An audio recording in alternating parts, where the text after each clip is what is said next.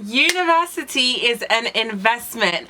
Being a student is hard and expensive. Hi guys, hello. Is my makeup even blended? Is my makeup even blended this week? It's hot. If you can hear my fan in the background, it is hot. Like, please allow me. But hi. This makeup look, by the way, is inspired by Makai McDermott.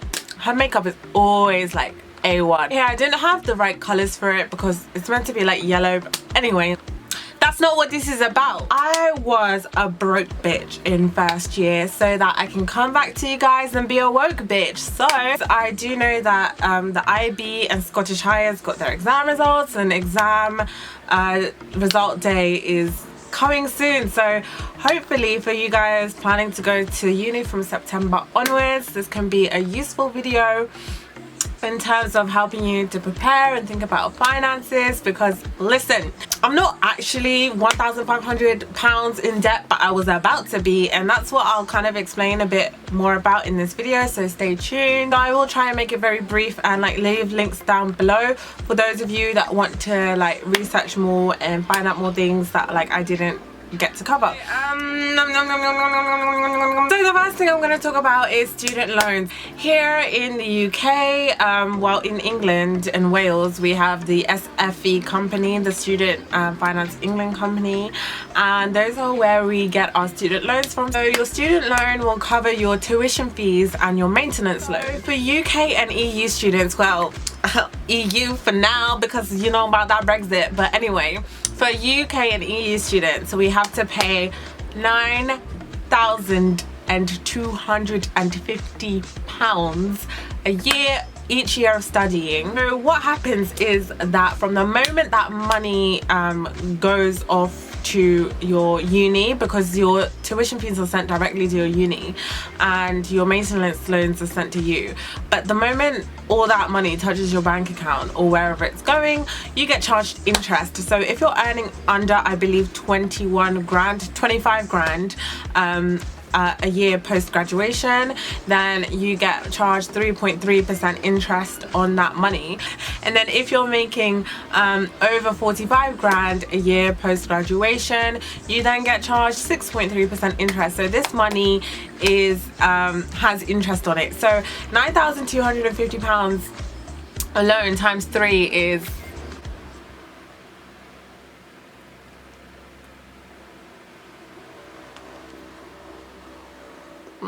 how do I find the calculator? £27,000, £750. So that's like the base price. That's not even with interest. You have to add interest on that. This is why I say to people, it is worth bearing in mind that you are paying for this. Like, this is no joke money. £27,000, £750 in tuition fees alone without interest. That is uni. So you need to remind yourself that you're paying for this. A maintenance loan is a loan that depends on your household income. So a maintenance loan goes directly into your bank account, and this allows you to pay rent, to buy food and all of that good stuff, which I'll touch on in a bit. But I would highly suggest that you get means tested. And what getting means tested means is that student finance company will take into account your household income and will send your parents all these documents in order to means test you to work out exactly the right amount of money you need. Otherwise, if you don't do that, you'll just get the base, which is, I believe, like £3,925. That's what I got last year. With maintenance loan, the biggest thing you need to keep in mind is pay your rent. Like, that's it. That's what it's there for, mainly pay your rent. So last year I was getting £3,928, I believe, and your maintenance loan is split into 3 for each term. So I got like 1,200 and something per term. That would work out to, or something, and that would go most of it directly to rent. In uni you have a lot of expenditure. Like, uni is cash loss. I'm not joking. I say uni is one of the biggest cash losses always. So you're paying money on rent, on food, on going out, which is the biggest cash loss. Once I vomited in a taxi and had to pay £80. Fine. So when I tell you going out is a big cash loss, and unprecedented expenditure as well, which is important to remember. So for example, in first term my phone got stolen, my brand new S8, so I have to get a new phone. In second term I spilled salt water into my laptop, so I had to get a new laptop. And then in third term my bike got stolen, my Pendleton, not very expensive bike, but an expensive bike got stolen, had to buy a new bike. So you will have all these unprecedented expenditures during uni, so you want to keep that in mind as well when thinking about your finances. So if you do find yourself in that situation where you aren't able to get enough money from SFE maintenance grant loans to cover your living and you're not eligible for bursaries, this is then relevant to you guys. Your parents don't make too little enough that you need extra support, but your parents don't make high enough that you can independently live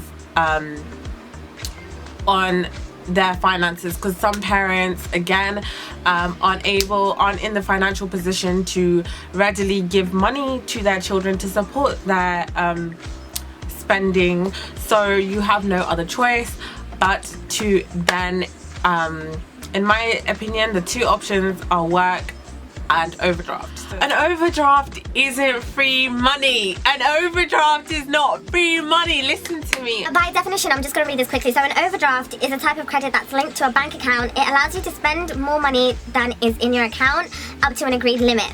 It's important to remember that overdrafts are a type of debt and that they are repayable on demand. Overdraft is not free money. Like, write that down somewhere. An overdraft is not free money. It's not even a joke. I'm going to tell you my experience right now. Overdrafts are really useful when you need to buy food to like function. You might have an unprecedented situation, and I used my overdraft as well. So when my money would be taken out of my account by the college to pay rent, I'd go into overdraft because I didn't get enough student loan to cover rent itself, so it went into my overdraft. So again, that's another way an overdraft can supplement you and support you. That's what it's meant to be for. Please listen to me. That's what it's meant to be for. If you're tempted to use it for expendable expenses such as things aside from rent and necessities and things like going out and just like going on holidays and traveling, you're gonna be stuck. It's gonna be a sticky one still. I have been working for like the first 2 or 3 weeks for summer. I've been working, like guys, my body hurts. My body hurts. I only saw two or three friends because I was working that much, and even the amount I was working, I wasn't working enough to cover my overdraft. So I was minus 500. I'd reached my limit because of my spending, especially during May week. Like, so many activities upon activities, everyone's just going out, you can't be asked to cook, so you're like ordering in food. So I had to reach my overdraft limit, so I came back, went into work straight away, and then I was like literally like 2 weeks after, I still haven't covered my overdraft. I'm still working to pay off my overdraft. It's the most painful thing ever. Whenever you hear people say, oh shit, I'm stuck in overdraft, or I'm living in overdraft, that is like because when you're working, let's say I've been working and I've made £200. I put that in my account and now I'm minus 300.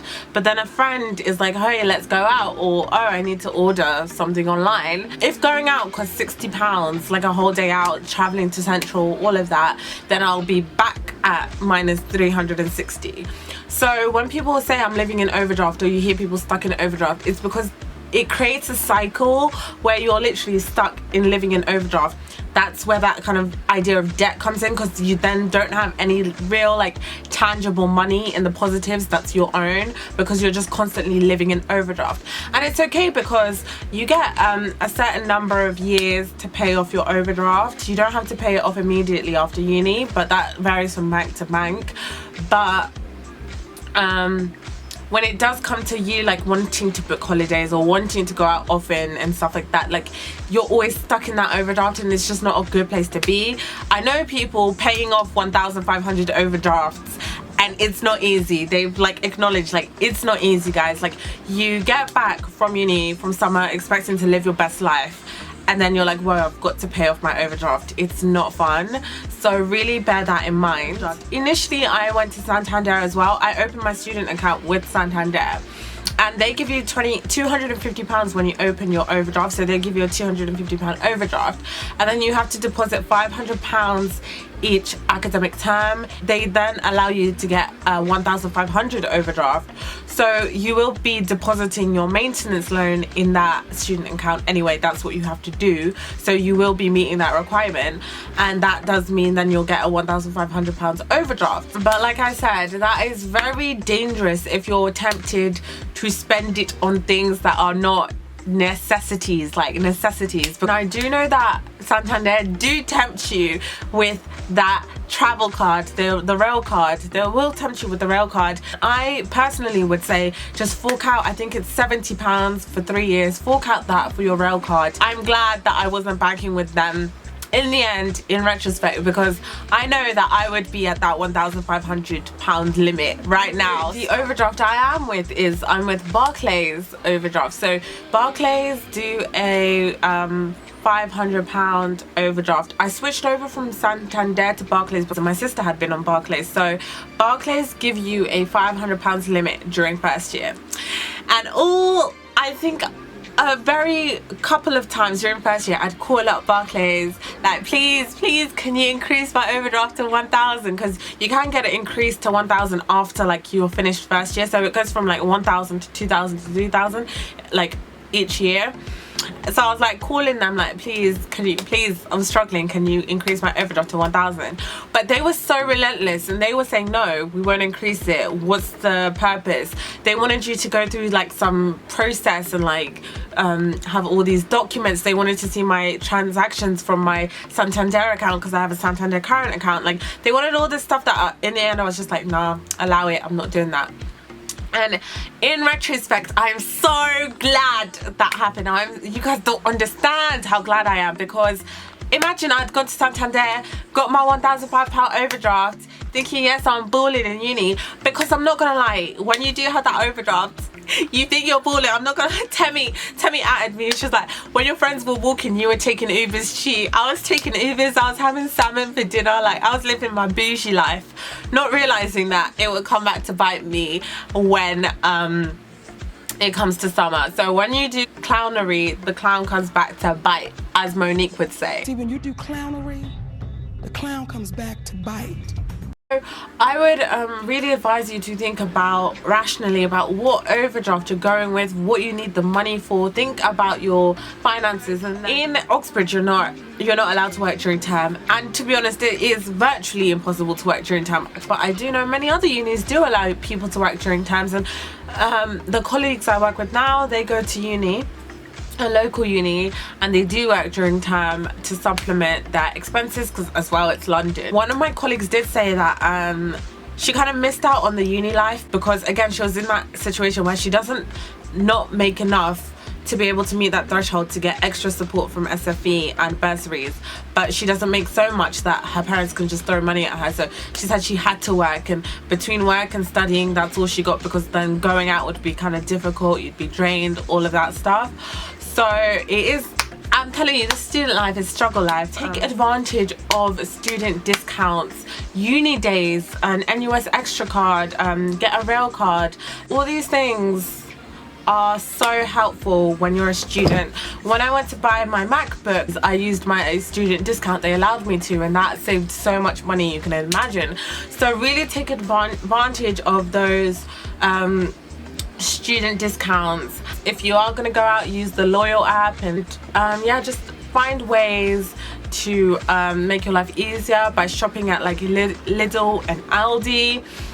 The small Tesco's and Sainsbury's charge a lot more, so if you are going to go to Tesco's and Sainsbury's, go to the superstore. People are in such different financial situations. Not every option is an option for everyone, and so you just have to work out what is best for you. And as well, talk to your uni about any bursary schemes or any way they could financially help you out, because one of the biggest stresses and one of like the ugliest stress, I can't explain it, but one of the just like, it's just an ugly stress to have, is like financial stress during uni. It's not nice and it's not fun, and it's like, it's not needed when you're like studying and when you're like just trying to focus on your studies. It's like not a nice stress to have. So just reach out to people if you do need that extra financial help. I'm glad like I did go through that because I've learned a lot, and I'm glad I went through busting my ass to try and pay off my overdraft because I learned a lot. That is my video, and I hope that it was useful. Like I said, reach out to me and you can rate, comment and subscribe. Send this to a friend of a friend of a friend who might need the information before they go broke after first year. So yeah, I hope that you guys have a nice preparation for uni time. Enjoy it, because I think preparing for uni and doing all the uni shopping is it's just such a nice and fun experience. Like I miss that preparation. So enjoy it, and I wish you all the best of luck, and I'll see you later. Bye.